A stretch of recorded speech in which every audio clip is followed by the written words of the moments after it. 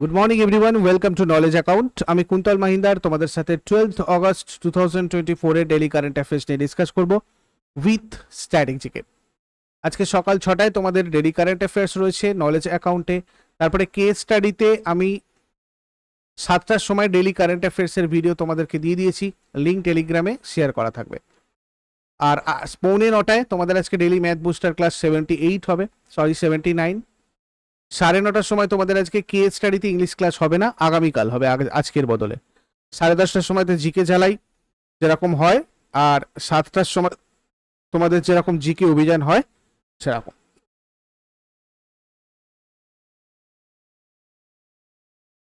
আমাদের মান্থলি বা yearly current অ্যাফেয়ার্সের PDF গুলো কালেক্ট করতে চাইলে তোমরা আমাদের অ্যাপে ইবুক সেকশনটা অবশ্যই ভিজিট করে নেবে। অ্যাপের লিঙ্ক ডেসক্রিপশন বক্সে আছে, বা গুগল প্লে থেকে গিয়ে তোমরা সার্চ করে নিও knowledge account official.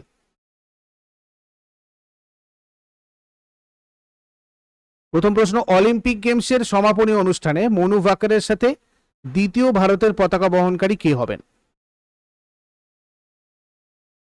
P R Sreejesh.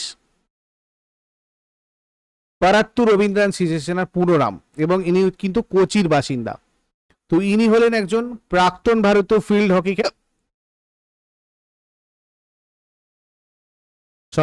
ইনি একজন প্রাক্তন ভারতীয় ফিল্ড হকি খেলোয়াড়, যিনি একজন গোলরক্ষক এবং ভারতীয় জাতীয় দলের প্রাক্তন অধিনায়ক। 2017 সালে ইনি পদ্মশ্রী পেয়েছিলেন, চতুর্থ ও সর্বোচ্চ বেসামরিক পুরস্কার। 2021 খেলরত্ন পুরস্কার, ভারতের সর্বোচ্চ ক্রীড়া পুরস্কার সম্মান, রাজীব গান্ধী খেলরত্ন।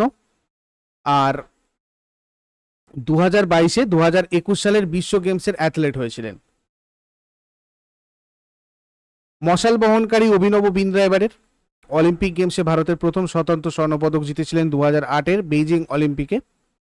টেবিল টেনিস খেলোয়াড় শরৎ কমল আর ব্যাডমিন্টন খেলোয়াড় পিভি সিন্ধু এবারে 2024 অলিম্পিকের ভারতের পতাকা বাহক। নেক্সট কোয়েশ্চেনে যাবার আগে সবাইকে বলে দিই, তোমরা যারা যারা পিএসসি ক্লার্কশিপের জন্য প্রস্তুতি নিচ্ছ তারা নলেজ অ্যাকাউন্টে 20টা মক টেস্ট ফ্রিতে প্র্যাকটিস করতে পারবে, যারা যারা ক্লার্কশিপ ব্যাচে রয়েছে। যারা ব্যাচে নেই তারাও রিজনেবল প্রাইজে এই 20টা মক টেস্ট প্র্যাকটিস করতে পারবে, যেখানে তোমাদের উইথ সলিউশন অ্যান্ড এক্সপ্লেনেশন এই সেটগুলো পুরো করা হয়েছে। Full length test 20টা।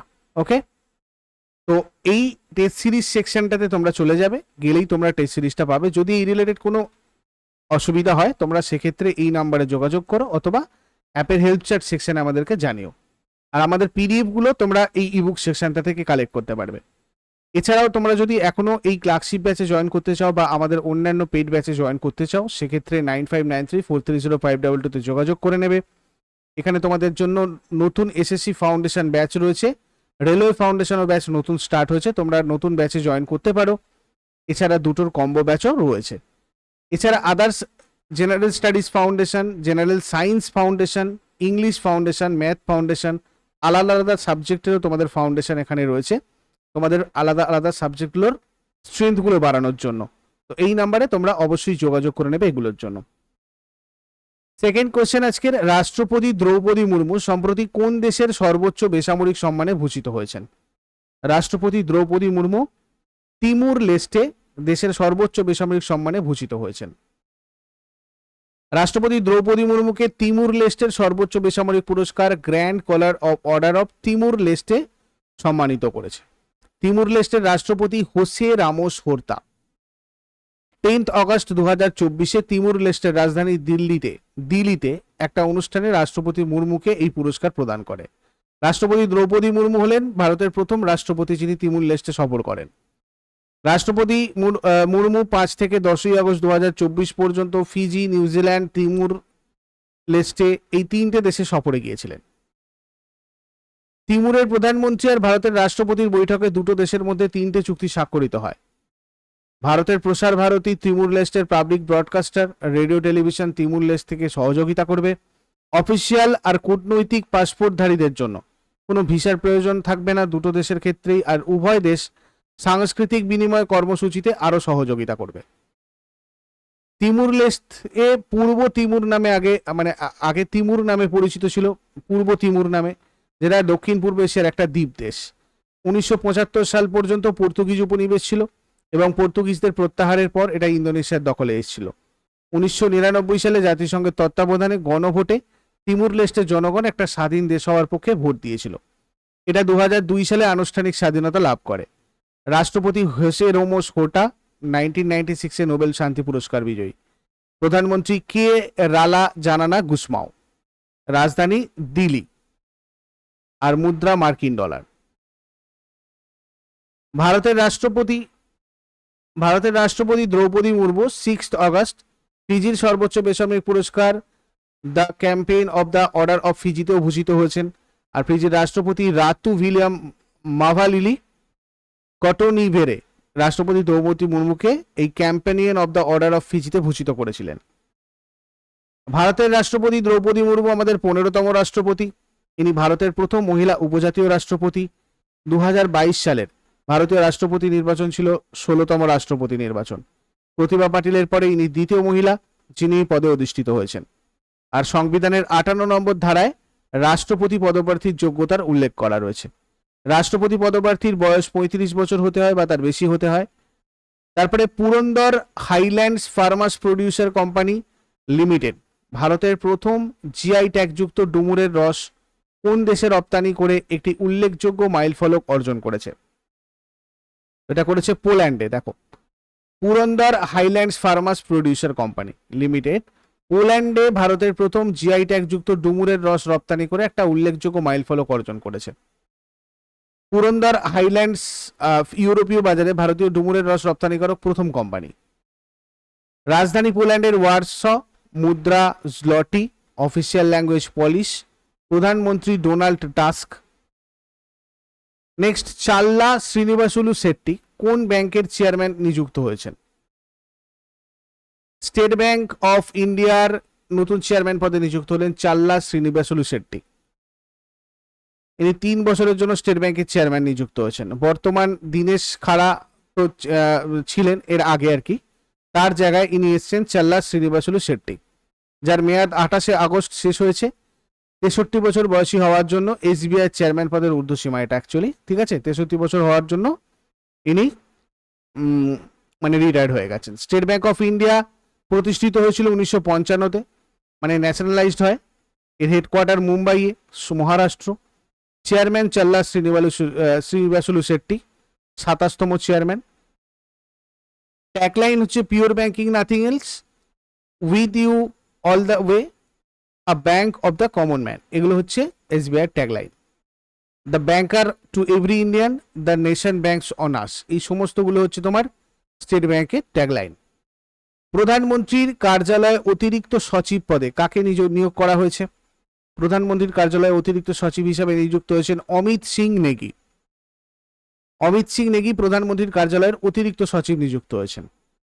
এছাড়াও উত্তরাখণ্ড ক্যাডারের একজন 1999 ব্যাচের ভারতীয় প্রশাসনিক পরিষেবা অফিসার, মানে আইএএস অফিসার মিস্টার নেগি, ঠিক আছে। ইনি তো বর্তমানে কেন্দ্রীয় অর্থমন্ত্রকের অধীনে ব্যয় বিভাগের যুগ্ম সচিব হয়েছেন। তারপরে সমীর অসিন ওয়াকিল, ইনিও 1998 ব্যাচের একজন মানে আয়কর অফিসার।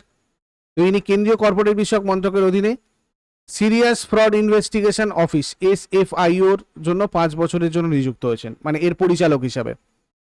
ভারতের নির্বাচন কমিশনে মনীষ গর্গ, সঞ্জয় কুমার আর অজিত কুমারকে ডেপুটি ইলেকশনের কমিশনার হিসাবে নিযুক্ত করা হয়েছে। কর্মী প্রশিক্ষণ বিভাগের অতিরিক্ত সচিব মনীষা সাক্সেনা হয়েছেন। পর্যটন ডিরেক্টর জেনারেল হয়েছেন মুগ্ধা সিনহা। স্বরাষ্ট্র মন্ত্রণালয়ের অতিরিক্ত সচিব হয়েছেন আশুতোষ অগ্নিহোত্রী। স্বরাষ্ট্র মন্ত্রণালয়ের যুগ্ম সচিব হয়েছেন নীরজ কুমার বানসাদ। কেন্দ্রীয় বাণিজ্য আর শিল্প মন্ত্রকের অতিরিক্ত সচিব হয়েছেন অজয় ভাদু। কেন্দ্রীয় পরিবেশ, বন আর জলবায়ু পরিবর্তন মন্ত্রকের অতিরিক্ত সচিব হয়েছেন Amandeep Garg. Employee state insurance corporation director জেনারেলের অশোক কুমার সিং, মানে ডিরেক্টর জেনারেল হয়েছেন এমপ্লয়ি স্টেট ইন্স্যুরেন্স কর্পোরেশনের। ক্ষুদ্র ও মাঝারি উদ্যোগ মন্ত্রকের অধীনে খাদি ও গ্রামীণ শিল্প কমিশনের চিফ এক্সিকিউটিভ অফিসার হয়েছেন বাৎসল্য সাক্সেনা।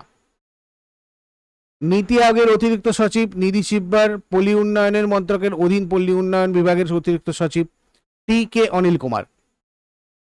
কৃষি ও কৃষক কল্যাণ বিভাগের অধীনে ক্ষুদ্র কৃষক কৃষি ব্যবসা কনসোর্টিয়ামের MD হয়েছেন ধীরাজ সাহু। পল্লী উন্নয়ন বিভাগের অতিরিক্ত সচিব ক্যারালিন খাঙ্গওয়ার দেশমুখ। সমবায় মন্ত্রণালয়ের অতিরিক্ত সচিব রবীন্দ্র কুমার আগরওয়াল। সড়ক পরিবহন আর মহাসড়ক মন্ত্রকের অতিরিক্ত সচিব এবং আর্থিক উপদেষ্টা পুনিত আগরওয়াল। টেলিযোগাযোগ বিভাগের অতিরিক্ত সচিব এন গুলজার। মন্ত্রিপরিষদ সচিবালয়ের যুগ্ম সচিব নীলা মোহনন। প্রতিরক্ষা বিভাগের যুগ্ম সচিব পবন কুমার শর্মা। অর্থনৈতিক বিষয়ক বিভাগের যুগ্ম সচিব অলোক তিওয়ারি। সামরিক বিষয়ক বিভাগের যুগ্ম সচিব কুমার রবিকান্ত সিং। আর কেন্দ্রীয় ইলেকট্রনিক্স আর তথ্য প্রযুক্তি মন্ত্রকের অধীনে ন্যাশনাল ই গভর্নেন্স ডিভিশনের সিইও নন্দ কুমারম। স্বাস্থ্য আর পরিবার কল্যাণ বিভাগের যুগ্ম সচিব লতা গণপতি এবং নিখিল গজরাজ। স্বাস্থ্য ও পরিবার কল্যাণ বিভাগের অধীনে জাতীয় স্বাস্থ্য কর্তৃপক্ষের যুগ্ম সচিব ভি কিরণ গোপাল। ক্যাপাসিটি বিল্ডিং কমিশনের সচিব ভি ললিত লক্ষ্মী। তারপরে 2024 সালের প্যারিস অলিম্পিকে পুরুষদের ফুটবল ইভেন্টে কোন দেশ স্বর্ণপদক জিতেছে?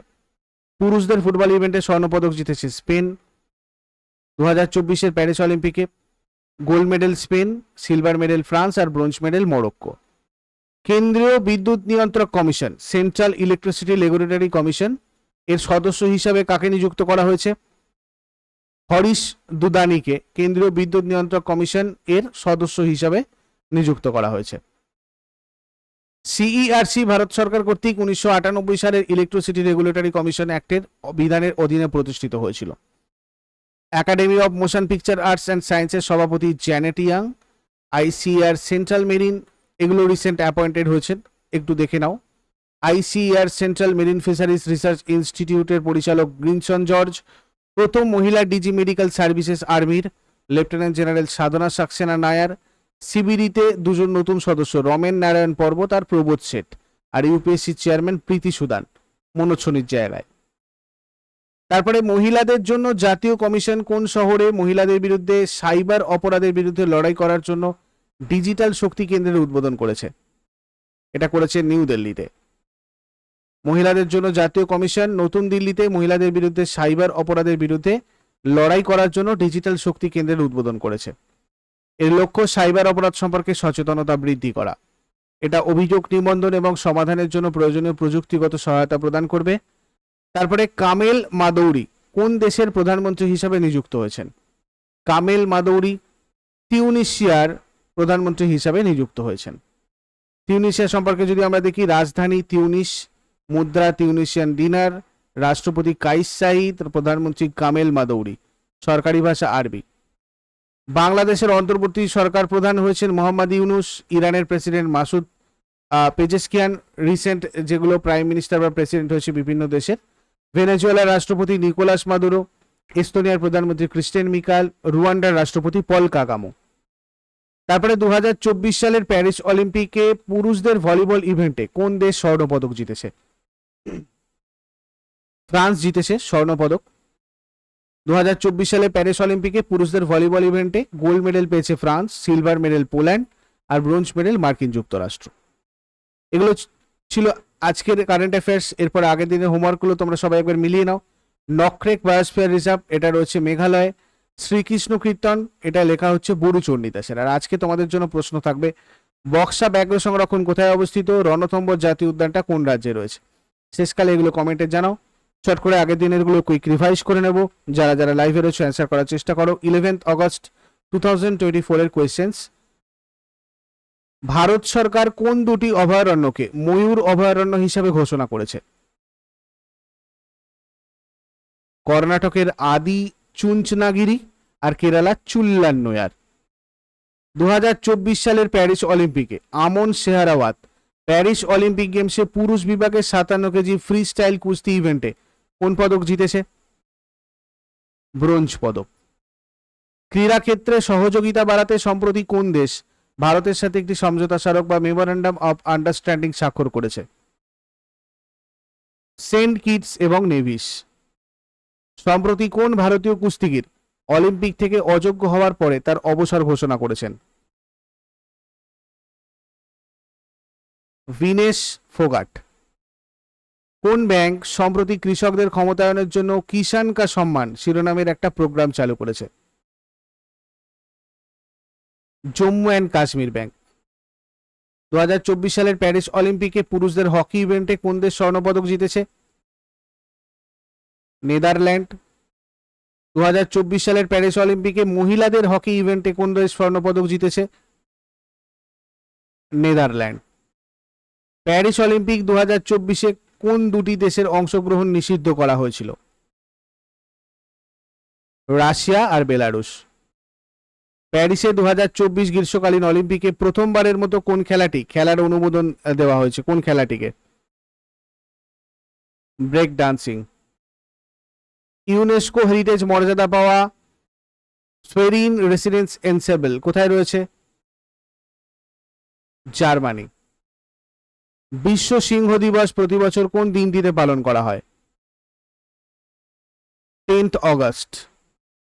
এগুলো ছিল তোমাদের আগের দিনের কোয়েশ্চেন।